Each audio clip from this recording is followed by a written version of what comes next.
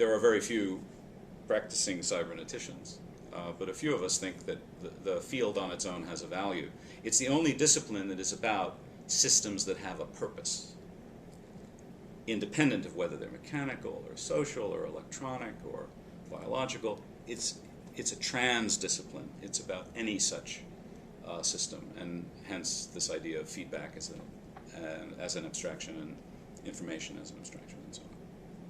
Give me just a little feel, if there is one, for the international flavor. I mean, I remember, it's 20 years ago, easy, cybernetics and Russians going together, you know? Yeah, well, the Russians had a huge cybernetic program, and in fact, CIA was looking into it heavily in the Kennedy administration, and a friend of mine, now passed away, tells an amazing story where there was supposed to be a briefing to Robert Kennedy, which didn't happen because the Bay of Pigs interceded. But the likely outcome, had that briefing happened, is a lot of government money would have been put directly into cybernetics to counter the threat from Russia of them conquering cybernetics. So that was one kind of habit. There are more cybernetics conferences in Europe today, probably 3 or 4 or 5, or related ones in general systems and so on, than there are in America. There's only the one society in America, and it's had its ups and downs. Again, the discipline is there. There are people who use the name, but the characters who often come to these conferences, in Vienna has had a conference for a long time, and I'm not so good on the other European nations that have it. England has a society, for example. But there are actually a lot of activity in those fields with individuals there, but they are practicing in other kinds of departments that have more established names, and they're writing in less broad terms than cybernetics, more specific terms.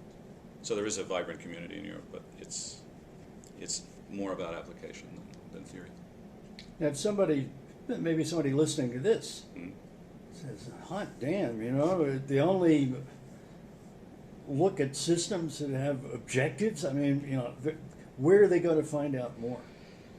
I wish there were a textbook that I could point to that would be a brilliant intro. Paul, I wouldn't read it if it were in a textbook.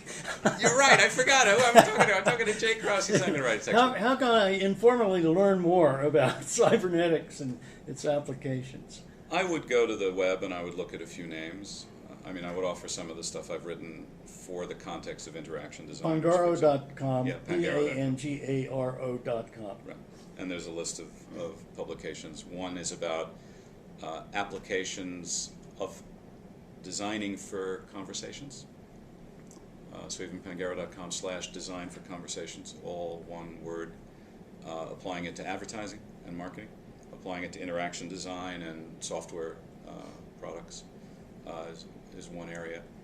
I've also applied it to organizations where you're trying to design ways of doing new things inside of a company that's stuck with what it's doing, and there's some papers there on that.